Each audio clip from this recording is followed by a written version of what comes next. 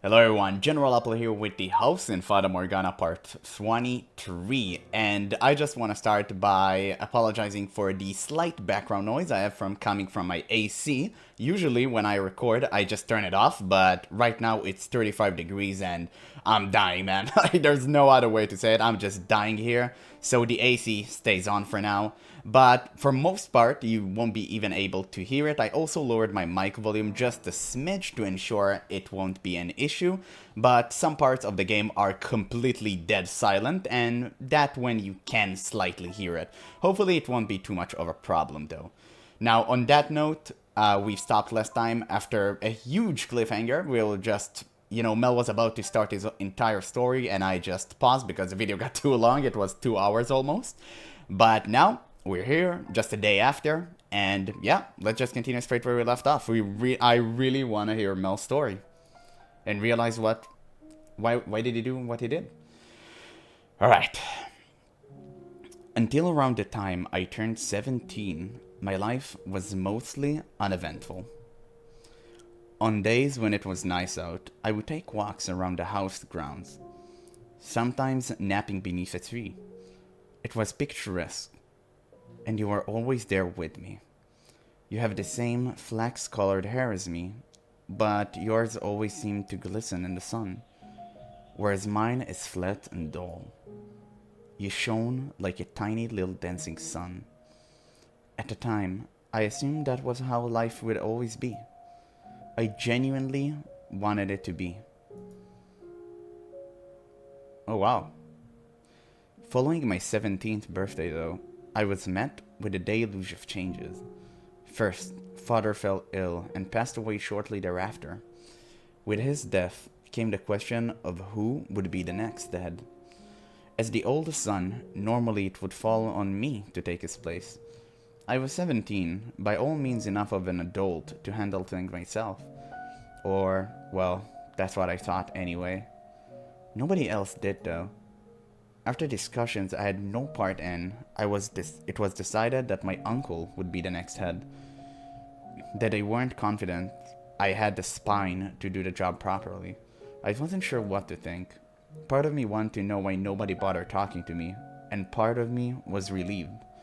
Somewhere inside, I knew I didn't have what it took, so I was more than happy to let someone else take this responsibility. If it meant I could go on with my quiet life, I didn't care who they picked. My uncle, though, seemed to have caught on my apathy, which he did not take kindly to, and in response, he formally disowned me. You're not the only one who still had some growing up to do, Nelly. I wasn't quite the adult I thought I was either. Oh wow. Okay, that's actually horrible. Fortunately, if you want to call it fortune, I was given enough money to live on a decent length of time, as well as a place to stay. It was a small house, far from home, his way of making it hard for me to come back. Not that I had any intentions of returning, but the best thing to come out of it all was you coming with me, Nelly. So this is our new home, dearest Mel. Yeah, so it is. It's amazing how little there is. No big yard, no painting, no vases filled with colorful flowers, no silver bowls full of fresh picked fruit. But there is you and me. You're not going to go and say you want to return home in a couple of months when you realize life isn't as luxurious here as it was back there, are you? There's only one thing in the whole wide world I really need. Oh? Honestly, I can live without shiny shoes and pretty dresses like mother wears. I don't need composers to come and write me songs for my birthday. As long as I have the one thing that matters most to me, I can do without anything else. Are you saying? I'm happy as I've ever been. I don't need all that fancy, expensive stuff. We may not have a huge yard, but the sun shines everywhere. Flowers can grow even without a gardener tending to them. Nelly, I'll do whatever I can for you, dearest Mel. Are you hungry? I'm hungry. Oh, yeah, a bit. Alright, I'll make something then. Start off with some fruit jam, then maybe make a pie out of it. What else sounds good? I'm craving cookies. Ah, you've got quite a sweet tooth. You're going to make yourself sick like that. That's the first smile I've seen since we got here. What? That can't be right. I'm sure I've been smiling. No, you've been frowny all day. Whatever you say. Forget about all that stuff at home. We've got each other. We can do this. Who cares that we're not rich anymore? We'll figure things out in no time. And then we'll have even more fun than we did back there. Yeah, you're right. It will all work out, dearest Mel. I'll always be here for you. You've got yourself an adorable little princess. What more could you possibly need? Cheer up. Thanks. I'm really glad you decided to come with me. Oh, did you think for a second I wouldn't? I'm your princess, dearest Mel. And princess belong with her prince. I suppose so. Until that day, I'd never known how good it felt to have someone who wanted me in their life, who saw me for me. I realized for the first time how blessed I had always been. Blessed. I was hardly prince material. I wasn't strong or handsome or regal enough for that. But Nellie calling me her prince gave me the illusion of being worth something. It made me feel like I could keep on being that richly blessed young man, even this far away from home.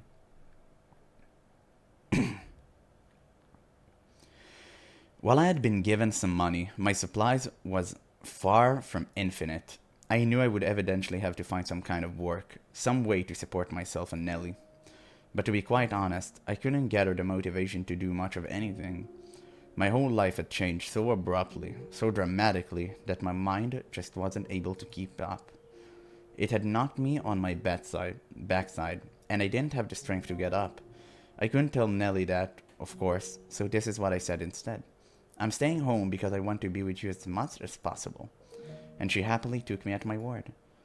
Our new life together was quiet and unremarkable.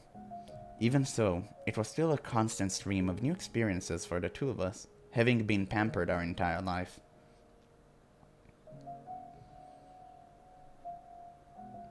Welcome home, dearest Mel. What did you buy today? I got a chicken. Wow, I've never seen one so up close before. Are we going to keep it as a pet? I was planning on using it for supper. What? You're going to cook it? That's the idea. You like chicken though, don't you? Steamed especially, if I remember right. Yes, but it's all covered in feathers and flapping about. How are you supposed to cook it? If I remember, the guy said you have to pluck its feather, then cut off its head, and drain all the blood. Ew, no way. Absolutely not. Not in a million years. You do it, Mel. What? I've never done this before. Well, I'm not, so you do it. Alright. I'll bring it to the... No, not inside. Do it outside. Oh, okay. I've never had to slaughter a chicken before. The chefs at home always took care of it. God, I hope I don't screw this up. Well, I'm not going to accomplish anything if I just sit here worrying. Just gotta give it my best shot. Oh, please don't put up a fight. I can't watch. On the count of 3, okay? The count of 3. 1, 2, 3. Wait, come back. It's gone. Oh no. At first, I was just fumbling about in the dark. I constantly messing up everything I tried. But in time, I started getting more comfortable with things and I stopped pining for my old life. Pining. For the longest time, I couldn't shake the memory of the fact that I had once been a noble. I was constantly wondering how I ended up there, why this was happening to me. Nellie seemed to have adjusted fairly quickly, but I wasn't faring so well. I was surprised, honestly. I figured if anyone was going to have an issue with our new lifestyle, it was going to be her, not me. Back home, Nellie tended to be, well, a bit of a princess. She was frequently harsh with the Abigails, scolding them for the smallest of things. There were times I thought she might be biting her tongue for my sake, but every time it crossed my mind, she would say, "I've got you, dearest Mel. Everything just fine." And it was those words that kept me going. "Oh, dearest Mel, I just had the most wonderful idea. Would you like to hear it?" "Sure. What's your idea?" "We should get married." "What? You can't be serious." As serious gets. I mean, we're basically married already in everything but name. We can't do that. We're siblings. Nobody here needs to know that. They can guess from our hair and eye color, though. I don't think we look that much alike. Anyway, whatever gave you that idea? If we get married, then we can be together forever. We can do that just as well as a brother and sister. It's not the same, though. No one ever says two siblings lived happily ever after. I want to be with you for the rest of my life, dearest Mel. And the best way to do that is to get married. But Nellie, what are you so hesitant about for? Is there someone you pine for? No, but then there's no problem. Her blood-related siblings. Does she even realize that getting married means evidently have children and everything that leads up to that? That goes against the teachings of the Lord. No, she's still just a kid, chasing after a fairy tale ending. She doesn't understand the reality of what she's saying. Sometimes I'm not sure what to do with you, Nellie. So you'll marry me? But right now, I know you need God's word. Starting tonight, you're getting your own private sermon every night, understand? Ah. My instruction was as much for my own sake as it was for Nellie's. I'm not going to lie, the thought did cross my mind that her proposition might not be so bad. For one, I couldn't imagine spending the rest of my life with anyone else, and it had been her smile that kept me going when things got difficult. But I knew that it was a sin, and I didn't think I would be able to live with myself if I crossed that line. So night after night, I thought her, reminded her that we were brother and sister, that we didn't have to be anything more for her to be the most important person in the world to me. And after about our third month away from home, that life began crumbling. Nellie woke up one day with a high fever that refused to break. At first, I thought it was just a cold and that she'd be over it soon enough. But as much as I tried to convince myself, "Oh, she'll be better tomorrow," she just kept getting worse until eventually she couldn't even get out of bed.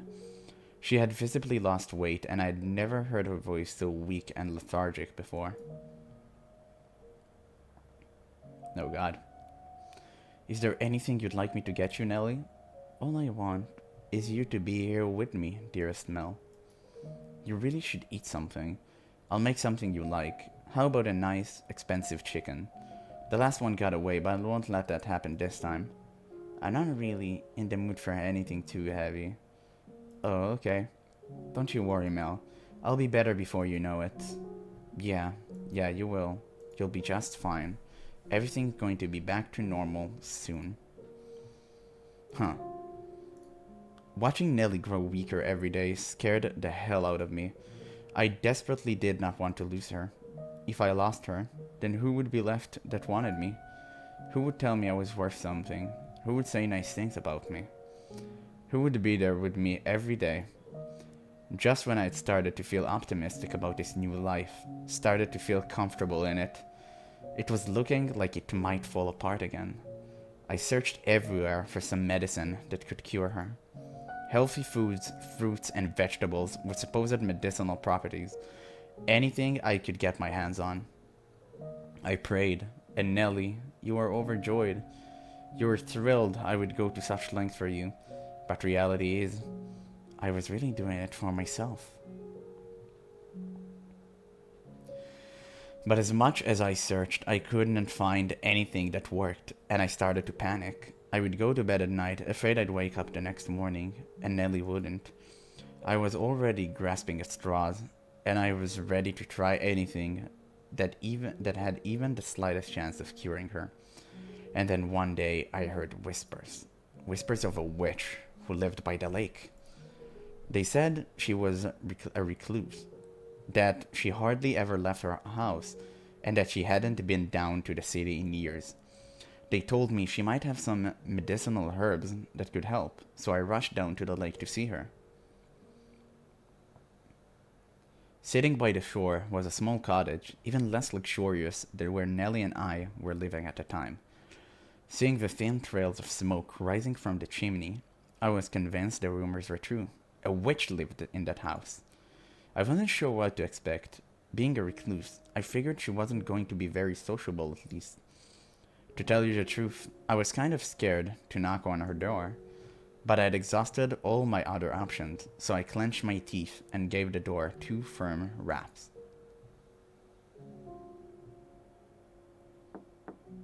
"Who's there?"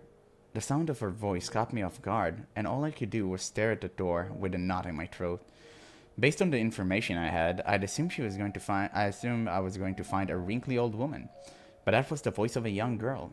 And even though she'd only said 2 words, there was something indescribably enchanting about that voice. I could listen to her talk for hours on end, in some kind of strange hypnotic trance. It was almost like magic, for lack of a better word. I stood there, dumbfounded, like my soul had been sucked from my body. "Who's there?" She repeated her question, which brought me back to reality. Though I still had to fight to maintain my wits enough to respond coherently. "My sister has fallen very ill, and she desperately needs medicine. I was told that the person who lives here is a skilled herbalist. Could I please get something to treat her?" "What are her symptoms?" She got an extremely high fever that won't come down. She has no appetite, she's only drinking water, and she can't get out of bed. We're going to want to lower her fever first. After that, get her on a nutritious diet. I'm going to give you 2 medication. Give her the first while her fever high, and the second after it's calmed down." "Thank you very much." Her voice wasn't bright and energetic like Nellie. It was more restrained, somber, and quiet, yet simultaneously clear and sharp. The sound tickled my curiosity. I wanted to know what she looked like. I wanted to know what kind of girl stood on the other side of that door. With a voice that pretty, she must be equally lovely, I thought, and I had to see it for myself. And my wish didn't fall on deaf ears when she opened the door to hand me the herbal medicine and take my money. Her head peeked out between the crack ever so slightly. "I said I will tell you everything exactly as it happened, so I'm going to be perfectly honest with you." It was unsettling. It was nothing like I'd imagined from her voice. Her skin had, I guess, fallen off or something, because you could see the raw, red flesh beneath. To say it was hard to look at would be an understatement. Most of her face was covered by a black hood, so all I could see was her mouth and chin, but even that much was harrowing. But the last thing I wanted to do was look away. For all I knew, that was why she had become a recluse. And I couldn't let myself hurt her, so I suppressed my own disgust and put on my best smile. People often tell me I have a very pleasant, amiable smile. So I figured I could use that to prevent her from picking up on what was actually going through my mind. And when she saw my face, a look of surprise seemed to cross hers. The witch herbs did, indeed, seem to help some. Going to visit her was better than talking to any of the local doctors. Nonetheless, Nellie hadn't been cured. She was only feeling a little bit better. So I kept trying the witch visits, kept purchasing more herbs from her, and every time I went to that cottage and heard her sweet voice, I imagined how much sweeter it would sound without a door obstructing it. Even knowing what she looked like didn't stop the curiosity from growing within me. From what I gathered talking to her, there wasn't much of an age difference between us either. She was 16, and I was 17, and I'm sure you know how it is when you meet someone around your age. You feel kind of sense of kinship. This girl I had originally believed to be some kind of otherworldly witch was starting to feel like a regular person, like me. Through our conversation, I managed to learn her name, as well as the fact that she had come here from a faraway country. We were both a long way from home. Thinking she might open up even more to someone who had been through a similar experience, I decided to try inviting her to go on a walk with me. It's not healthy to stay holed up inside all the time. You've got this beautiful lake right here. What do you say we take a little walk around the shoreline? To my surprise, she accepted.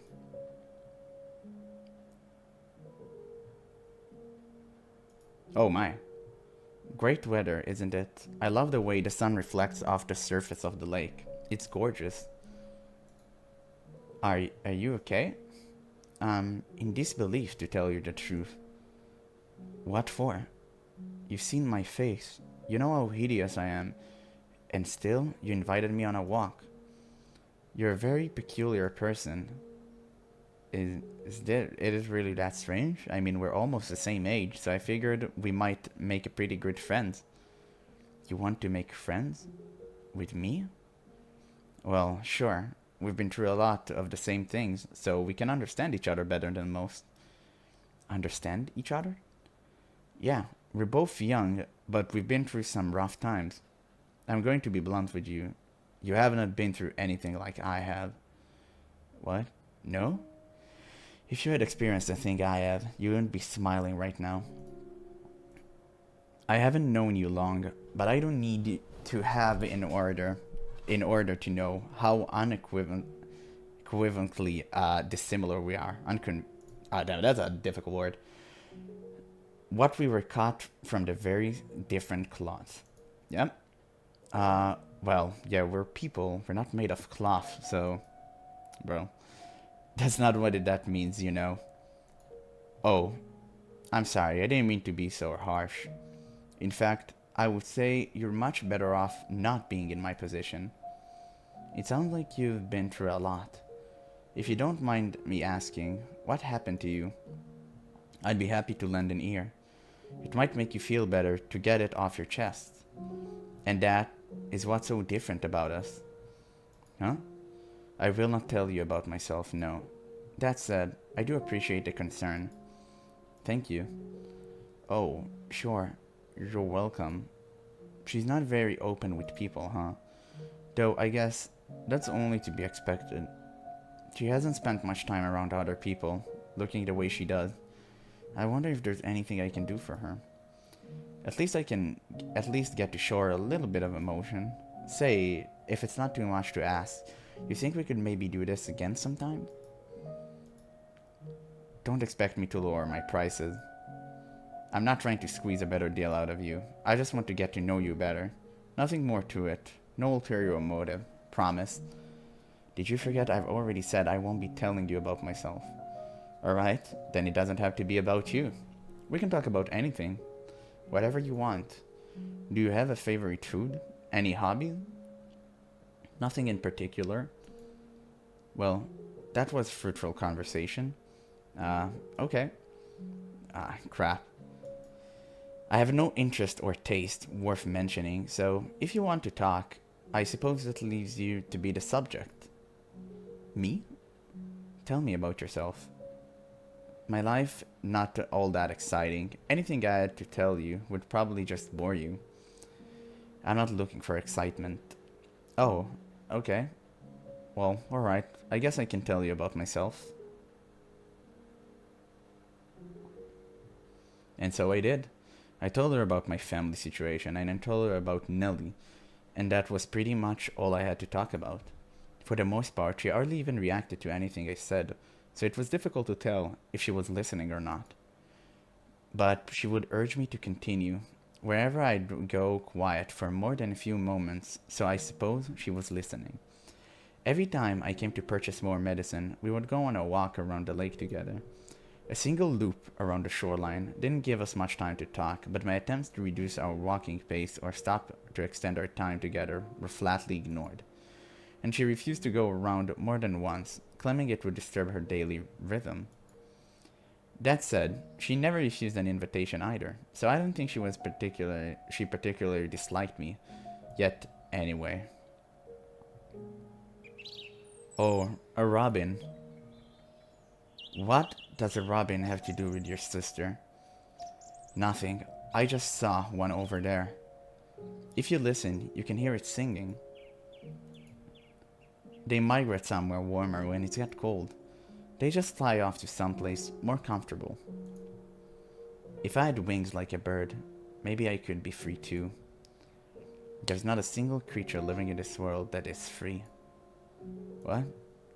Birds rarely get shot down by hunters or preyed on by larger birds. The idea that they are free is nothing more than the man's short-sighted delusion. Ah, sorry, I guess. No, I should be apologizing. I wasn't trying to attack you. I simply lack the ability to properly emphasize with others. I do not understand people. So please, if I say anything that upsets you or make you uncomfortable, don't assume that was my intention. Sure, maybe you're hiding it, or maybe you just don't know it yet, but I think you got more empathy than you're letting on. Surely, you can't say nothing affects you at all. You are human. So you don't have to be so closed off. I might not be able to do much for you, but I do want to get to know you better. I want to understand you. So, if you ever feel like talking about yourself, just know that you've got an eager pair of ears here. Okay. If there were ever someone who could understand me, who could empathize with me, they would not be human. What do you mean? That you would need to be far removed from any idea of humanity to have a chance at understanding me. Regardless, I do appreciate your kind words. Sure. So, out of curiosity, do you have anyone really important to you in your life? Not at the moment. Does that mean you used to? I'd love to hear about them, if you don't mind. They're all long dead. 4 years ago, something unpleasant occurred, and as a result of that, I was forced to part way with the people who taught me that humans have the capability for kindness. Oh, I'm sorry. Well then, if your sister's condition worsen again, come see me. Farewell. Hey, maybe we could walk a little slower next time so we have more time to talk. I want to get to know you better. I'll consider it.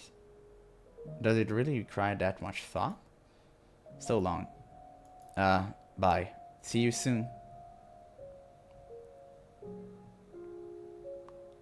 Things continued on like that for a while. Nellie bounced back and forth between getting better and getting worse. Emotionally, I followed not far behind, getting very little in the way of peace of mind. Having to spend so much time worrying over and looking after Nellie was starting to wear me out. Even though I knew good and well she had it much worse than me. I want to be done with it all. I want to be free. I want her to get better as soon as possible, so I could stop agonizing over her. So at some point, I started wishing for a miracle. I didn't care if it came from God, an angel, or something less holy. I just wanted someone to cure Nellie and take the weight off my shoulders. And during one of our walks, I let that slip. I'll take anything at this point to make her better. I'll even take a miracle if I can get one. I assumed she would, as she had tendency to, say that people who believed in miracles were delusional. She was, in my mind, very much a realist, which is why her response surprised me so much. Do you sincerely wish for a miracle? What? Do you truly want a miracle, no matter what form it may take? Well, yeah, I've tried everything else. God is all I can ask for help anymore. I know what you're going to say. There's no such thing as a miracle. If there were, Nellie would already be better. I prayed every single night for her recovery. It's all just a delusion, I know. Miracles do exist. What? If you have faith and you sincerely wish for her to be healed, you will be granted your miracle. What are you talking about, Morgana? You said many times that you wish to know more about me. Yeah, I have. Well, I'll grant you that wish. As you listen to my story, you will come to understand why I've said will never be able to empathize with me. You will never be able to empathize with me. And as you do, hope will sprout up within you. Here is my lakeside cottage. I am known as a witch, but I did not used to be called such. No, I am the daughter of God. Oh my God, okay? Most people would dismiss such a claim as madness, and I almost did exactly that, but there was something strangely enchanting about her voice, and I found myself slowly drawn into her tale. Listening intently to her every word, the more I heard, the harder it was to believe she was lying. And before long, I was convinced she was the daughter of God, a saint whose blood had miraculous powers. Her first cry ended a lengthy drought in the village where she was born, and her blood cured the sick. She rolled up one sleeve to show me her arm. Practically every inch of skin from her shoulder to the tips of her fingers was scarred from where she had been cut. According to her, the scarring had once been far worse, but had improved with the application of ointment. Every single one of those scars, she said, marked a person who had sought her blood. And I believed every word. There was something about her that set her apart from the rest of us normal people, like she was some higher being. They were not self-inflicted wounds, not the marks of someone who had tried to take her own life, but symbols of the great sacrifices she had made. She offered to give Nellie her blood, and without a moment's hesitation, I accepted. Oh my. Mel? Hey Nellie, I'm back. And I brought someone with me. A saint. A saint? Yes. She's here because medicine hasn't been working for you. She can perform miracles, so it's going to cure you. Miracle? That's right. Her blood has miraculous healing powers. Blood. Fear not, my beloved sister. Hear my words and do as I say. You must have faith for the miracle to be performed correctly. I give you my blessing that it may bestow unto you salvation. I give you my love, and I give you relief. Hear my words. I hear them. This body was created not in a mortal womb. This flesh is not the flesh of men. This blood is not the blood of men. The water that flows through these holy veins flows from the rivers of creation. Have mercy on them, O Father. May the infirm find comfort in your warmth. May the destitute find reprieve in your generosity. May my flesh bring nourishment and health unto this girl. Bestow upon her your blessing, O Father. Morgana held a pale hand above Nellie's mouth and without hesitation sliced her own wrist. Blood slowly trickled down her middle finger from the cut, dripping into the gap between Nellie's bluish lips. I stood there, entranced by the scene. It was like I was witnessing some kind of ritual. I wasn't sure, however, whether to describe it as sacred or profane. Watching the fresh blood trickle from the cut on her wrist made me break out into a sweat, feeling like I was violating a taboo. My knees rattled, and I could barely stay on my feet. Needles prickled my hands, thought slipped through my fingers before they could fully form. I had crossed a line that wasn't meant to be crossed. Had I stepped into territory men was never supposed to enter? In time, I stopped processing Morgana prayer as words. It became nothing but a rhythmical sequence of sounds bouncing around in my head. My line of sight grew gradually narrower. Are you alright? The ceremony is complete. How's Nellie? She's asleep right now, but she should awaken soon. Oh, good. My blood has the power to cause miracles, but you must remember that the miracles is predicted on your fate. So you're saying we need to worship you? No, I am merely God progeny. Your praises and prayers should be directed at my Father, the Lord God. I should get going then. Hey, Uh, thank you very much. When Morgana had said I would never be able to understand or empathize with her, she had not been lying. Having only heard her tale, I still believe there was room for me to close the gap between us. That we still had enough in common, but seeing it with my own eyes, feeling it with my entire being, I no longer had any illusions of us being on the same plane. As I gave her my thanks, my voice was audibly trembling. Mel, come on, get up, dearest Mel. Oh, Mel? Nelly? Ah, finally, you're awake, sleepyhead. What's up with that look? Am I making a funny face? Are you good to be up and about? Yep, I woke up this morning feeling wonderful. Feel my forehead, see? No fever. It's gone. She actually performed a miracle. I only remember bits and pieces, but I remember a really pretty saint lady showing up and giving me her blood. That's how she remembers it. Her ceremony is pretty hazy, huh? And then I got this warm and fuzzy feeling inside me. Then I had this really strange dream. What kind of dream? There was a whole bunch of lights floating all around me, and they were changing into all sorts of different colors. It was the most wonderful dream. That doesn't help me understand at all, Nelly. It was a good dream, and that's what matters. It must have been the Saint Lady powers at work. Must be, yeah. I'm so relieved you're feeling better, Nelly. Sorry for all the trouble I caused you, but now everything can go back to normal. Yep, all back to normal. She wants to thank me. Yeah, Nelly insisting I let her meet you so she can show me her gratitude. So, if it's alright, would you mind coming to supper sometime? That would probably not be wise. Huh? Why not? It would hardly be pleasant having to eat in the presence of a face as grotesque as mine, and I doubt your sister would react well to the sight of it. I don't think it would cause any problems.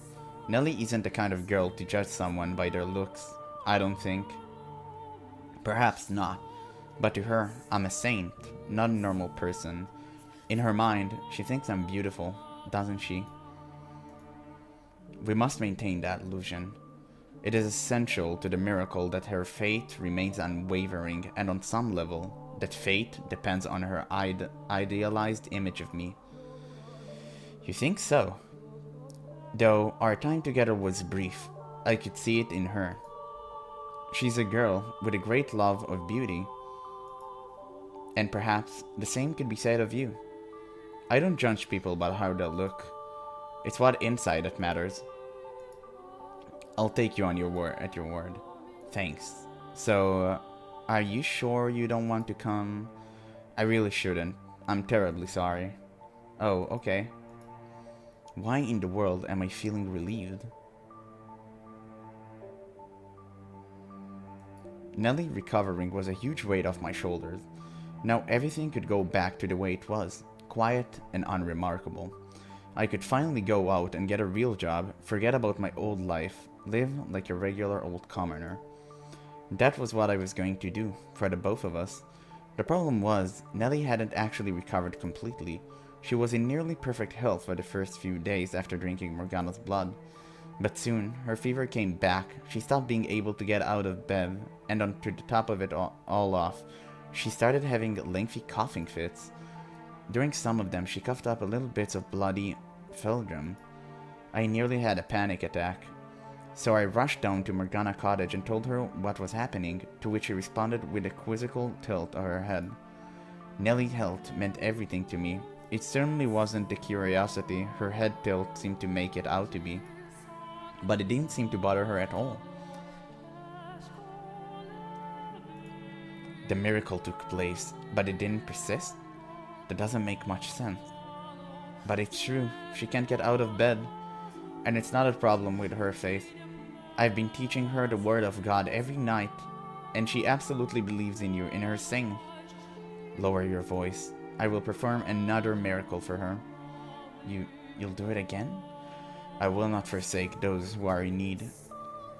And it'll stick this time, right? I cannot promise anything. But why? Your miracles aren't supposed to be temporary, are they? Whether they are or not is decided by you and your sister. You're my only hope, though. Please do not worry.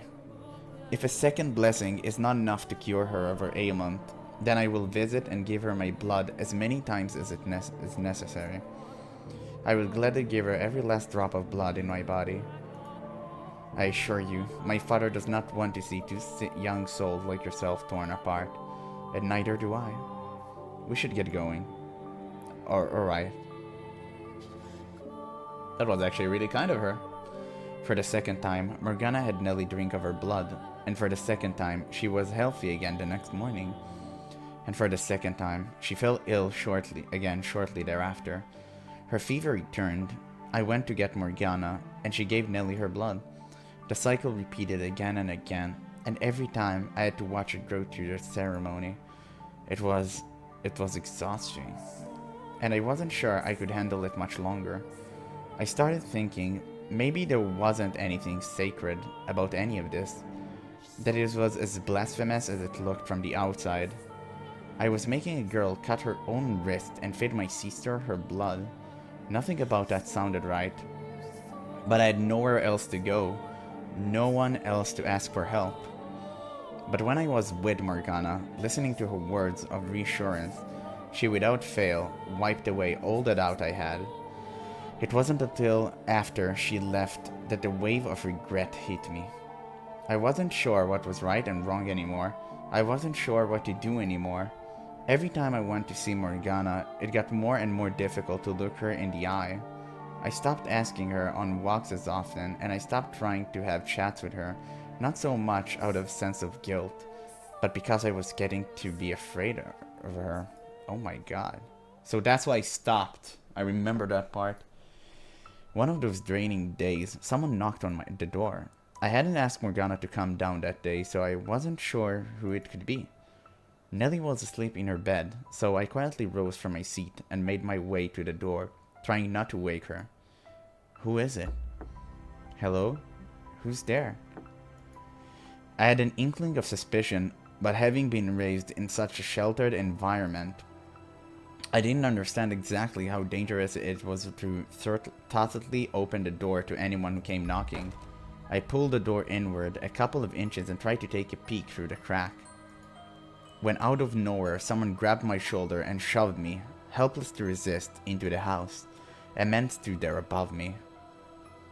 Yeah, it's Yukimasa indeed. What do you think you're doing? What do you want from me? I don't have anything valuable. I'm just a regular old peasant. I'm not here to rob you. What? You're in contact with a witch, are you not? Huh? The girl who lives by the lake calls herself a witch. Witch? I don't know any witch. The only one who lives there is a saint. A saint? I was told she was a witch, but regardless, there's a girl who lives there with miracle blood, no? Looks like I've got the right person. What do you want from me? I want you to help me. Huh? I need you to lure the witch out into the open. And why do you need that? Because I need her blood. I need to get my hands on the witch's miracle blood. Then go ask her for it yourself. Why should I have to help you? She won't open the door for me. But you, I've seen you talking to her. You seem to be quite friendly with the witch. Taking a little walks around the lake. How? I need your help. And what are you going to do once you have her outside? I have orders from the Lord to take her captive. What? The Lord? Why would he? That is none of your concern. You expect me to buy that? All I need from you is to get that witch out of that house. Now, why would I? She doesn't trust me. I could always force my way in, but there's a chance something might go wrong and I can't risk that. If she hears your voice, she'll open the door, yes? The witch trusts you, unlike me. With your help, there's no risk of anything going wrong. I know why. You barge in here and tell me you want to capture her, and you think I'm just going to agree to help? Like hell I will. Oh, don't worry, you'll get your share. You need the witch blood too, right? I don't care about getting a share. You're asking me to deceive her. I don't care what you think she is. She hasn't done anything wrong, so no, I won't help you capture her. You leave me no choice then. What? He approached the bed where Nellie slept, drawing his sword and pressing the tip against her throat. It happened so quickly, and without any warning, my mind couldn't keep up. I stood there, mouth half open like an idiot. If I were courageous, if I were gallant and brave, then maybe I would have grabbed him, pulled him away from Nellie. But my legs seemed to be severed from my mind. They were frozen to the floor like two useless rocks. You have two options. Either you say no and protect the witch, get away, or you help me capture her. Get away from her right now, and if you chose the witch, I kill the girl. Get away. Make your decision. Get away from her. You have until the count of 10. If you don't choose, I kill the girl. 10, 9, 8, 7, 6, 5. Okay, I'll do it. I'll help you. So get your sword out of her face. Don't kill her. I thought you hold out until the last second. Well, what are you waiting for? Let's get going. Get moving. You pitiful little boy. Man, there is not enough hatred for me to Yukimasa, dude. I truly hate him. I truly hate him. I felt like jumping into a lake. I couldn't make sense of how I had ended up in such position. Just a few months earlier, I'd been living back at my family estate, hardly a worry in the world. Nellie had been healthy and happy. It hadn't been exciting, no. But I'd figured that was how things would always be. That one day, I would fall for some noble girl. Nellie would get jealous, and I would have to spend several days or even weeks pacifying her. Everyone would be happy, a life free of troubles. Because that was normal, and I was normal. So what was I doing living in some tiny cottage so far from home? Feeding my sick sister miracle blood? What was I doing walking beside this barbarian? What was I doing at all? I was conflicted. Part of me hoped we would never arrive at the lake, and part of me wanted to get there as quickly as possible so I could be done with all of this. But time plodded on no quicker or slower than normal, and we arrived at Morgana door in short order, irrespective of my own selfish hopes. The thought of what was going to happen next filled me with a crushing sense of guilt. I may have been afraid of Morgana, but I had no grudge against her. I was actually quite grateful to her. She was still healing Nellie, even if the ceremony to do so inspired fear in me.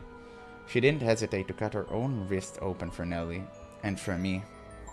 She didn't grimace, or even frown, though I knew it had to hurt.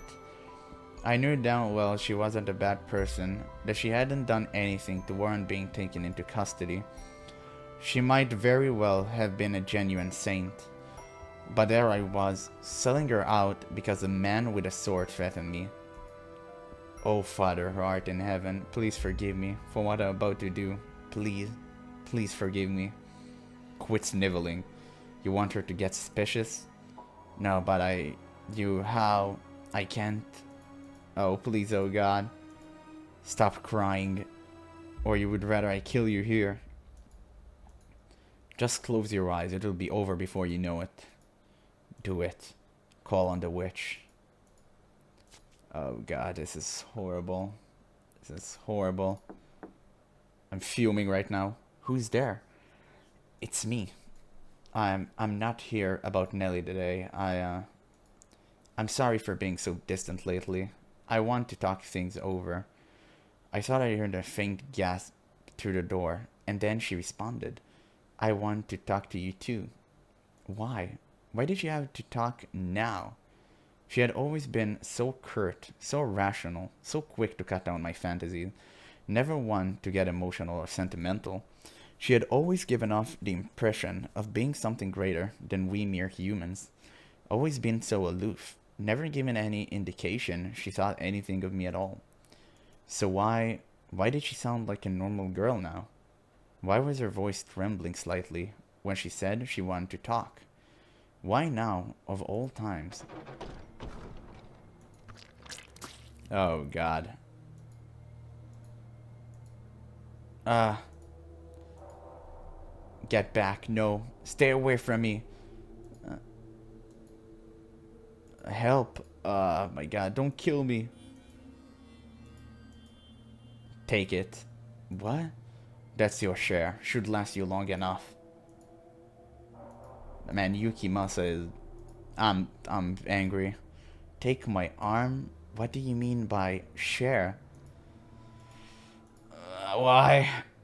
Uh, man, I'm pissed. I hate Yukimasa so much. It all happened in less than a minute. I told her I wanted to talk. She opened the door. Then I heard a sound like the wind whipping past my ear. And the next thing I knew, her cottage was covered in blood. Never once I did expect anything to happen how it did. When he said he wanted to capture her, I took it to mean exactly that. I hadn't thought he would turn brutal. That he would do something so horrific. After the men cut her arm off, Morgana tumbled to the floor, floundering about as he watched, blood trickling down the curved blade in his hand. Her screams were indistinguishable from those of a normal person. Oh my god. Oh my god, I can't actually read it. It's way too difficult. Kneeling in the grass at the lakeshore, I vomited and I vomited and I vomited. The things I had seen in the cabin were far too much for me to handle. I tossed the arm, Morgana's arm, the man had given me into the lake. What else was I supposed to do with it? It was an arm, a human arm. You would have had to be insane to go around carrying someone's severed arm. I tried to convince myself it was all a dream, some terrible nightmare, but I could still feel the warmth of her skin fresh on my hands. Ugh. That's a difficult read. The warmth of her blood on my fingers, dragging me back to reality. My mind couldn't keep up with a flood of thoughts and emotions and images. I wanted to close my eyes, but I was too afraid I would find the bloodbath in the cottage on the back of my eyelids, which left me with nothing to do but wail. I was horrified at what I had done. I knew that I was the one who had set it all in motion. If I'd kept quiet, Morgana wouldn't have had her arm cut off. But I didn't want to admit it was my fault. I didn't want to accept that I had caused it. I did nothing wrong. It's not my fault. He threatened me. So it's not my fault. I had no choice. I didn't do anything. I frantically scrubbed my blood-soaked clothes in the lake. As I watched the red cloud spread, I knew I was defiling something pure and beautiful, but my awareness of that fact was slowly dissipating like the blood through the clear water. By the time I had gotten all the blood off my clothes, the sun was beginning to set. I came back to my senses at the sound of a bird chirping and quickly recalled that I had left Nellie alone at the house. My legs were shaking and I could barely keep myself upright, but remembering her gave me enough motivation to drag myself back home. If she hadn't been there waiting for me, I seriously might have been thrown myself into the lake instead. Mel? What's the matter, dearest Mel? Where have you been? Mel? I'm so sorry. Huh? I'm so sorry. I'm so sorry. Will you ever be able to forgive me? Dearest Mel? I never meant for this to happen. I'm so sorry. Please, I'm begging you to forgive me. I'm begging you. Were you not able to get my medicine? Is that what you're crying about? No, it's not a big deal, Mel. I'm just fine, honest. I'm alright. Thanks. Oh my god. I wanted to forget everything. I wanted to forget about my involvement, about the horrible things I caused to happen. But whenever I lay down to go to sleep, I heard her screams, Morgana animalistic howls. I saw her cottage, blood splattered everywhere. I felt her severed arm still warm in my hand. From that day on, what sleep I got was hardly restful. Nellie probably didn't notice anything through her feverish haze, but I'm willing to bet I looked like hell. Praying time would cause the memory to fade. I started looking for doctors again. Instead of clinging to a miracle, I would try to have Nellie's sickness cured the normal way people did. At some point, though, all the money I'd given started running low. If I thought about it for 2 seconds, I would have seen it coming. I hadn't exactly been frugal in my attempts to find a cure for Nellie, nor had I been especially concerned about money before she fell ill. I was so used to living like an aristocrat, and I hadn't succeeded in breaking those old habits, which left me with only one thing I could do for Nellie: be with her day in and day out. Every day that passed, I lost a little more hope. If I couldn't do anything and Nellie died, I would be utterly alone. And that was what scared me the most and more than anything. The nightmares were eating away at me, leaving me with nowhere to run. And if I didn't have someone there with me, I wouldn't have been able to hold myself together. After 3 or so days of me sitting by Nellie's bedside, hardly moving, there was a knock on the door. Who's there? Who is it? Open the door, unless you want me to kick it down. My suspicion was correct. I couldn't think of anyone else who would come visit. But what I didn't know was why he had come back. I don't want anything to do with you anymore. Open the door. Leave me alone, please. I want nothing to do with anything you're doing. Open the door.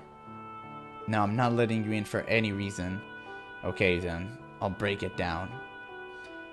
Don't. My sister's inside, sleeping. I don't need you waking her up.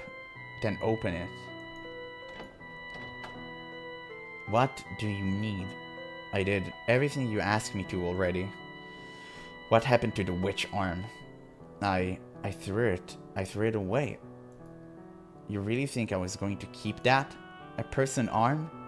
Mel, what's going on? Do we have a visitor? Nellie, I should get them something to drink. Don't worry about it, Nellie. You get some sleep, alright? Can we go outside? I really rather not talk in here. Fine by me.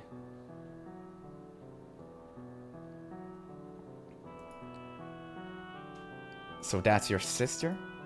Explains why you look so much alike. That's none of your damn business. You wanted the miracle blood to cure your sick sister, did you not? And you're telling me you threw the arm away. Are you interested in getting more blood? What? We're taking the witch blood, turning it into a medicine and selling it to the church. Selling it? You're doing business in a house of worship? No, I suppose we're technically giving it away. But we're asking for tithes, so it's really the same thing. I'm not from this land, so to me it looks no different than a business, but people here, they see it as charity. The Lord says, if you assist us, He'll provide you with the medicine we're making. The Lord? Why would the Lord be? Hell if I know. Because it seems like good money? So, will you help us? You're gonna make me get my hands dirty for you again. I can't. Not again. Alright, I forgot to mention one detail. You don't have a choice this time. Yeah. Huh? You know about the miracle blood, which means we can't let you go untended. If you say no, I have permission for the Lord to kill you on the spot. Why? So will you help us? Or will you die here? Ah, man. Just train yourself and kill Yukimasa, dude. Is such a disgusting, vile, wretched beast. What was the right thing for me to do then? Should I have fought back and died? Should I have tried to run? Should I have taken my own life? I'm sure you heard enough to know by now that I'm a weakling, a pushover. I didn't have the spine to do anything but agree to meet with the Lord. He told me about the mansion, and he gave me one of a set of 3 keys.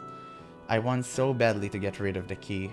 but with that man's shadow constantly hanging over me, I couldn't bring myself to do it. Not when I could be the next one to end up losing a limb or two.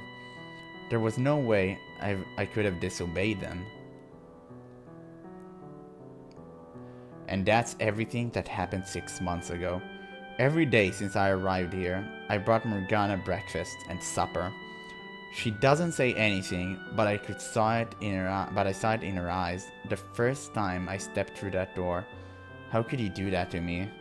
I never looked her in the eyes since, because I'm too afraid of what I might see in them.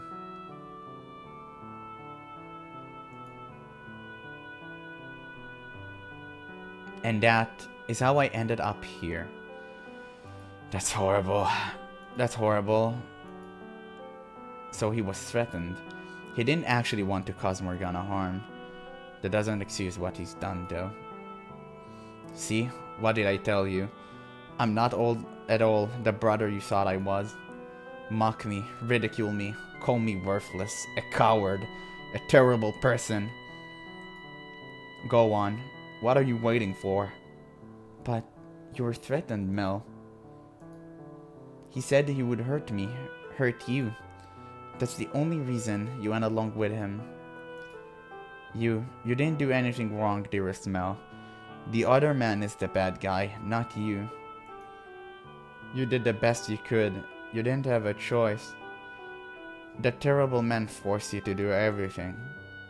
Nellie, you didn't do anything wrong, dearest Mel. No, I didn't. I didn't do anything wrong. I had no other choice. That's not true. All you're doing is closing your eyes. What? You mustn't coddle yourself. What was I supposed to do then? Don't be mean to my Mel. Did you really do the best you could? Did you even once try to do something about the situation, as hopeless as it may have seemed? Nah. Could you not even conceive of any other option? Could you not have come up with something else to say at Morgana's house? Something that might have given her even the slightest clue she was in danger. But when she opened the door, did you do anything? Did you even so much as attempt to stop him? My legs were shaking so bad I couldn't move. There's no way I could have stopped him. Then at the very least, you shouldn't have fled. You should have stayed and told her the truth. That you were there they weren't there willingly, and maybe she wouldn't have felt so utterly betrayed. But he was there. You think I could have actually stayed there with him? Not a chance. And it's not like Morgana would have. She opened the door because she trusted you. She isn't the easiest person to read. But she was opening up to you. And what did you do with that trust? Stop it, please. You've made your point. It's not all Mel's fault either. If anything, he's a victim. He was just trying to protect me. Were you listening to anything he said, Nellie? You were not Mel's first priority. He did what he did for his own sake.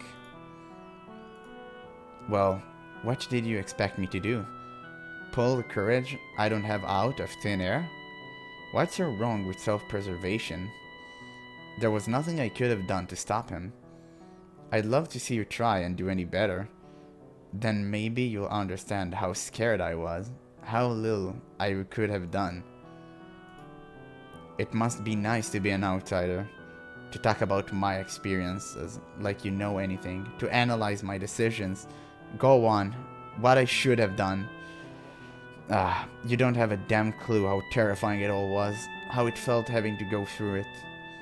Oh yeah, you're right. It sure would have been the courageous thing to do, sacrifice your life for someone else. But you know what? People like that only exist in stories. Except you don't actually understand that. You just want to give me crap for not being perfect. Do you want my pity? Is that all you want? If I tell you I feel bad for you and, oh, how hard it must have been, will that satisfy you? Do you not want to know what you can do now? What even left to do? Nothing I do is going to make her situation any better. It won't make her arm come back. All is not yet lost. Such a beautiful sentence. Beautiful sentence. I love it. I absolutely love it. All is not yet lost. Open your eyes. Take a good, long look inside yourself. Think about what you can do. Stop sitting on your hands, telling yourself it's too late. There's still time to make a difference. You just have to commit to act. I don't think you're a especially bad or cowardly person. I think you're an ordinary young man. It might sound like I'm telling you to do the impossible. But soon, the time will come when you must make your choice. When you must stand up and take some responsibility for what you've done. No one's childhood lasts forever. The good days are long behind you before you ever realize they're past. When faced with the consequences of your action, you should not have turned and run, but held yourself accountable. It is, perhaps, a disproportionately large burden for you to bear, but it's fast approaching, and you need to make a decision. Find your courage. Set Morgana free. Mel. But even if I open the door for her, it's a little too late. She'll never forgive me after.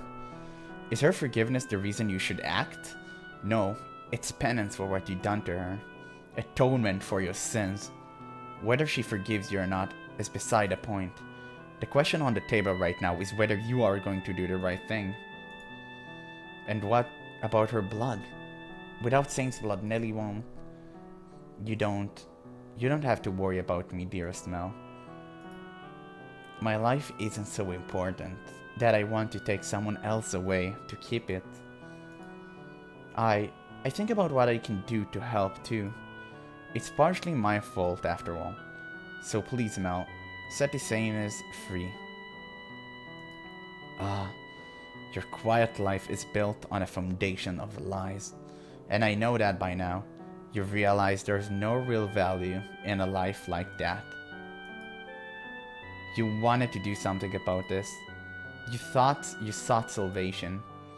Salvation? But who would give it to me? I already told you I would. But why? Because I promised you. And you expect me to believe that? Yes. Straight to the point, Michelle. If you choose to sit here and wallow in your regret, there's no going back. Now is your only chance to make a change. Mel. Alright. I'll help you set her free. Dearest Mel, I knew all along that was what I needed to do, but I could never bring myself to act on it. There was no way I could accomplish anything alone. I'm basically helpless on my own. Everything about this is so completely outside anything I've ever had to deal with before. So I had no way of having any idea what I was supposed to do about it. God can be pretty cruel. Why would he force a boy like me to make such a difficult choice? Yes, he can be. You were made to be part of a more normal, a less tumultuous world. But you've come too far to go back to that. So the least you can do is change the world you're in now. Yeah, I doubt I need to remind you, but you know, you can't get in with only my key. You need all three and the other two. They don't feel an ounce of remorse. Taking their keys won't be easy. Easy or not, we have to get them. And I'm sure there's a way. There must be. Just so we're clear, you're not going to overpower them. The guy with the sword much stronger than you, and he knows how to use a blade. And he's the Lord bodyguard, so you're not getting near the Lord either. Even the two of us together wouldn't stand a chance against him. You seem pretty weak from the looks of you. Who knows, maybe I'm stronger than you. God, I really do want to hit this boy. Deep breath, Michelle. Deep breath! There must be some way we can get their keys. I know they both have people they're close to. Huh? People they're close to? We can talk about that later. Now that you've made your decision, talking with me isn't your top priority, is it? Mel. Nelly. I'm sorry for involving you in all this. And I'm really sorry for being, well, what I am. I'm no prince, that's for sure. You always were my prince though, dearest Mel. You did your best to be the brother I wanted you to be. Honestly, I adored the way you fawned over me. All that affection just felt so good. What? It made me feel like I was special, important. Having someone to care for, to pamper, it was empowering. That's the kind of guy your brother is. If someone else, some other girl were ever to show up and call me her prince, say she loved me, I would probably try and act like a prince for her too. Why would you say that? Because all this, it's been so hard on me, such a huge weight on my shoulders, that every so often I would think, just how much easier would it be if I get rid of her? Oh. If Morgana was just a regular girl, not a saint or a witch or any of that, just a pretty girl about my age, she might have been the one getting all my attention instead of you. That's who I am. That's not you, dearest Mel. You're just beating yourself up. Maybe you would have chosen her over me, but that wouldn't make you any less of a kind man. How can you say that after everything I just told you? Because Mel, tell me how despicable I am, Nelly. I'm not the brother you once adored anymore, am I? You're not what I thought you were, but you're still my one and only brother. That will never change, no matter what kind of person you become.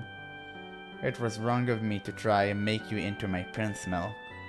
I should have done my job as the one and only sister in the whole wide world, been there to help you as much as you helped me. I kept pushing my fairy tale fantasies onto you, and you did your best to live up to them, and I ended up forcing you to pretend to be someone you're not. That's not true, Nelly. I enjoyed feeling idolized, but you knew it couldn't last forever, didn't you? I should have been beside you, not looking up at you. I let you coddle me.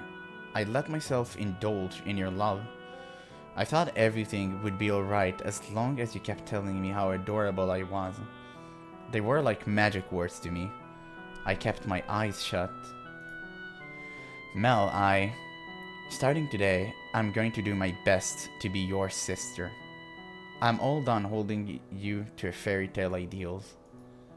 I won't make you pretend to be a prince for me anymore. And I won't try to be your princess either. I'm just going to be your little sister.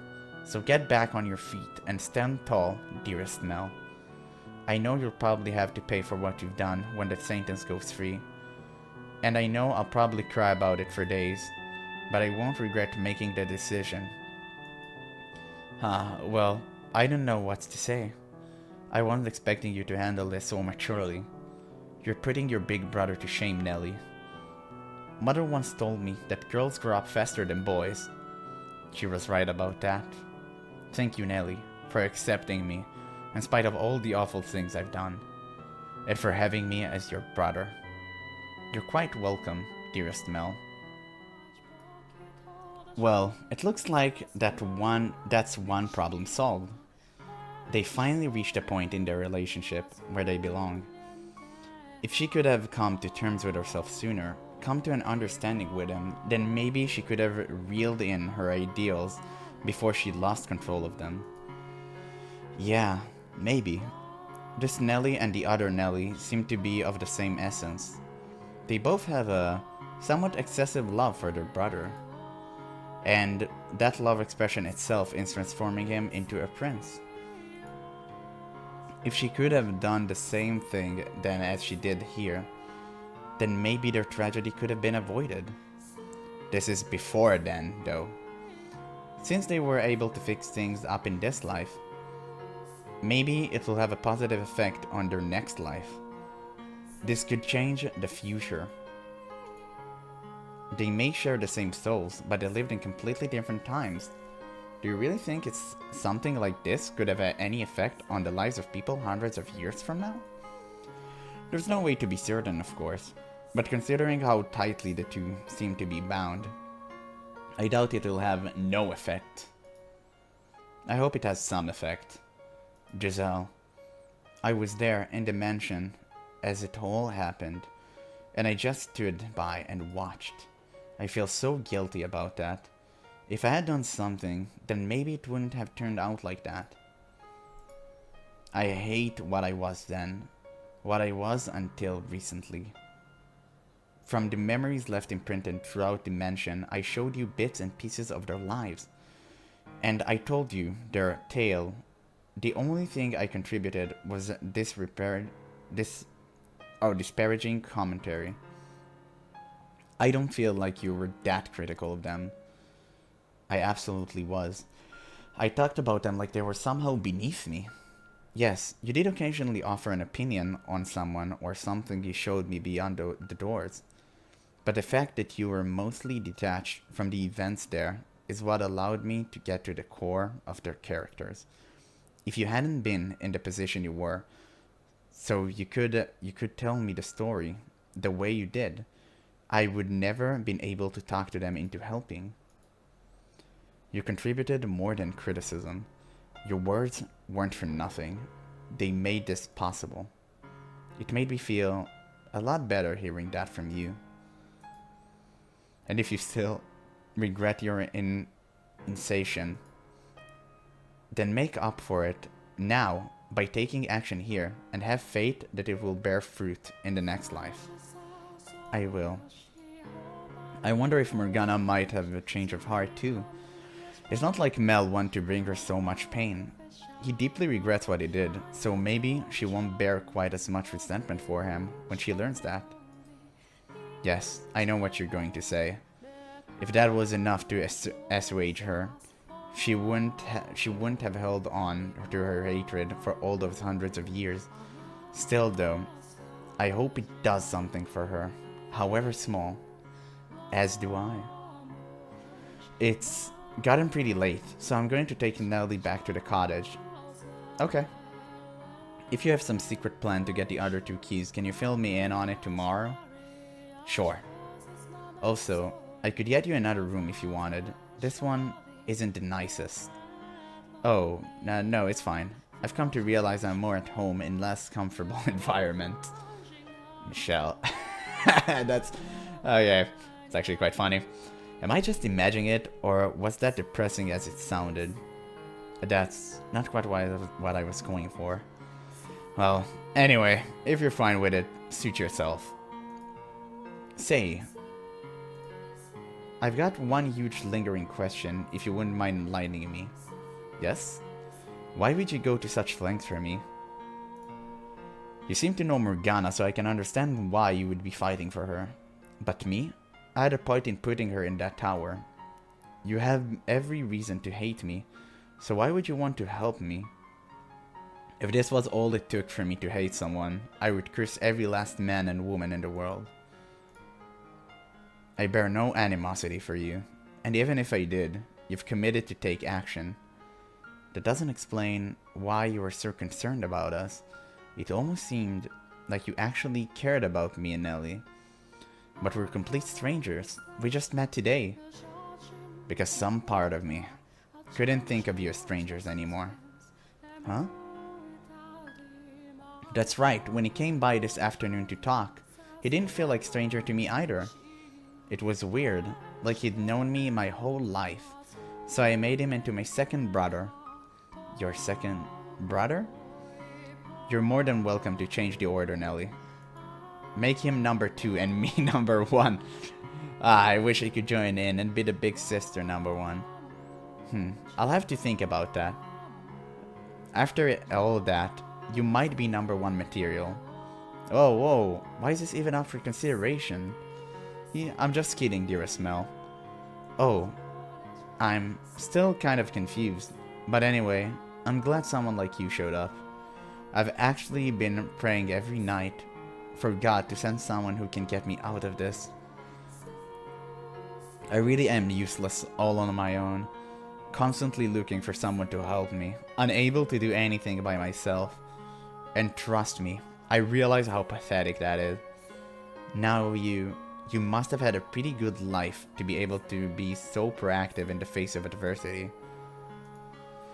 I bet you had everyone respect, helped people in need, had plenty of friends who had your back. Well, you couldn't be far off to that. And weren't tossed out by your family like I was. You must have been incredibly blessed. I'm jealous, really. Sorry, that came out of nowhere, I know. Well, I should be going. See you tomorrow. Good night, Michelle, brother number 2. Good night. Michelle. He wasn't trying to be... Yes, I know. I just thought it was rather funny. I'm not taking a stand because I've been blessed, but because I've got nothing left to lose. I fight for Morgana because I understand what it's like to be tortured day after day, having experienced the loss of my siblings. I didn't want the two of them to go through the same thing. If anything, it's those who have lost the most that are most likely to take action. I'm not sure if you realize it or not, Michelle. Huh? But you've gotten to be a great deal more expressive since arriving in this era. I can't see your face, but I can hear it in your voice, and I can feel it in your presence. So I'm sure it's showing there too. Making all sorts of faces I've never seen before. Some of the things you've lost, you seem to be getting back. So you can't say you've got nothing left to lose anymore. Promise me you'll let me see all of these new faces for myself someday. I will, I promise. If you can manage to destroy the mansion, that should release you from its darkness and allow us to see each other once again. I trust you. I have faith we can do this. Wait, but with the mansion destruction, both our souls should be returned to their rightful places, which would mean erased from existence. Giselle? What? I just thought I sent you grimacing. Huh, wow, you felt that? What's the matter? Sorry, I didn't want to bring you down the mood. It just, well... And I know this is asking for the moon, but... I was just thinking it would be nice if you had a life you could go back to. If I did. Yeah, I mean, here you are, expressive as you've ever been, walking around outside, being around other people, talking to them, after all that time in the mansion, and without a life of your own to go back to. I'm sorry. I just, after seeing behind your door, and learning how cruel and inhumane life was to you, I feel like the world could stand to do something good to make up for it. It's done all the good it needs to. I have someone who cares enough to lament my fate. What more could I ask for? Michelle. Thank you, Giselle. You're not the only one who's asking for the moon either. I wish I could have a life with you as the person I am now. And for that, knowing I have no future feels worse now than ever before. Alrighty. That's enough moping around for one night. We should start planning for tomorrow. Things are definitely looking up. It only took one day to get Mel on our side. So let's keep it up and win over the other two. I would certainly like to. Yes. Where did all that confidence go? The other two won't be nearly as easy to convince as Mel. I'm not even sure if we'll be able to talk them into helping. We do have a pretty good idea who the swordsman in this for the nun.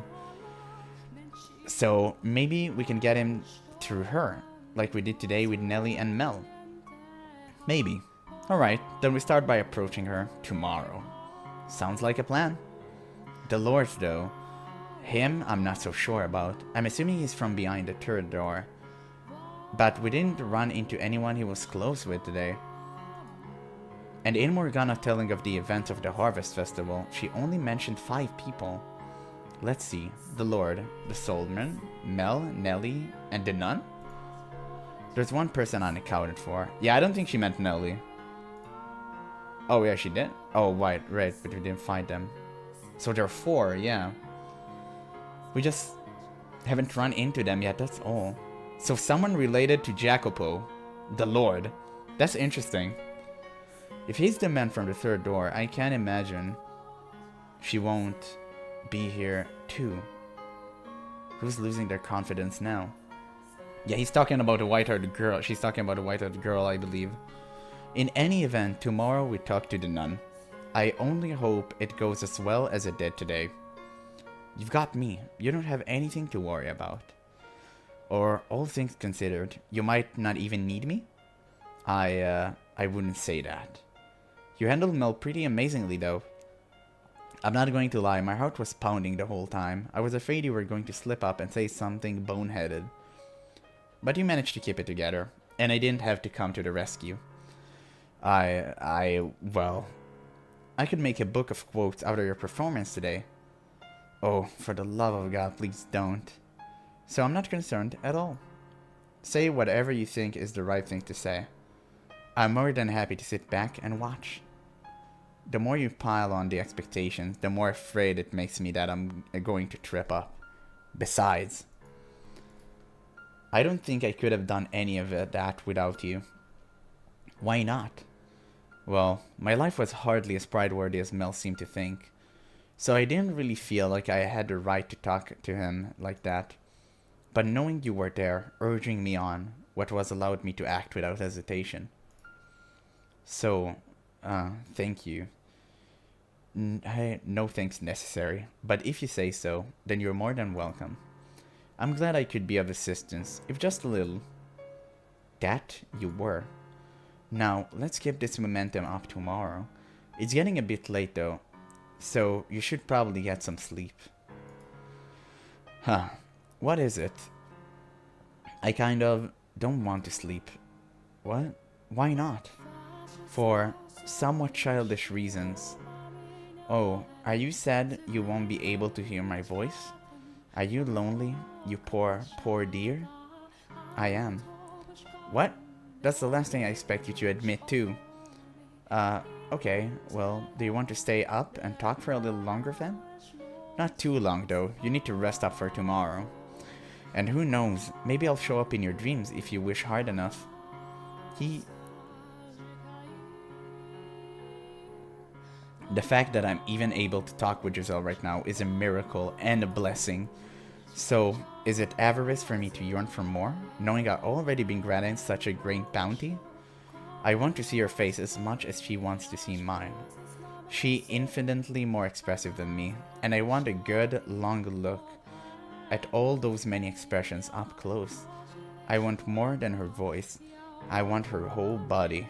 I want to feel her warmth. In this era, I have all 5 of my senses in full working order, as I did when I was alive. Giselle, though, she doesn't. She remains dead.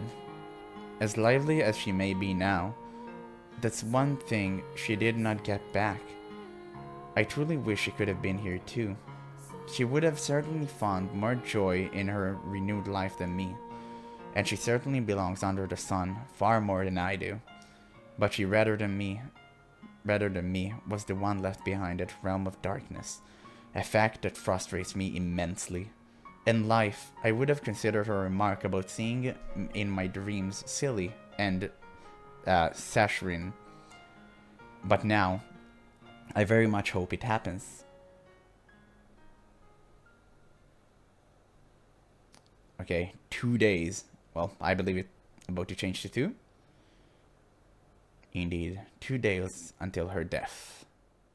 And that will be all for today's video. And wow, we actually managed to finish the first day of us being here. We only have 2 days left.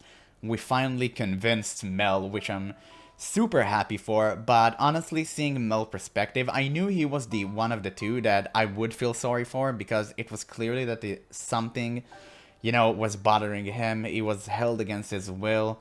And it's so unfortunate that that's what let to Morgana be captured by that goddamn beast. I swear to God, I hate him so damn much, I can't even describe it to you.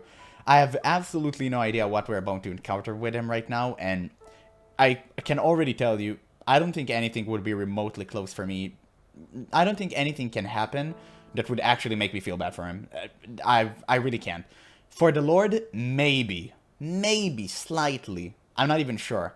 But the Beast? No. That I just want to see him suffer. That's it. If Morgana won't curse him, I will. I swear. I just hate him. He's such an evil character. Despicable. But yeah, that's enough frustration for now. So we'll save it for the next episode where we're sure to speak with him. So yeah, that's all for now. So thank you guys so much for watching, and I'll catch you on the next one.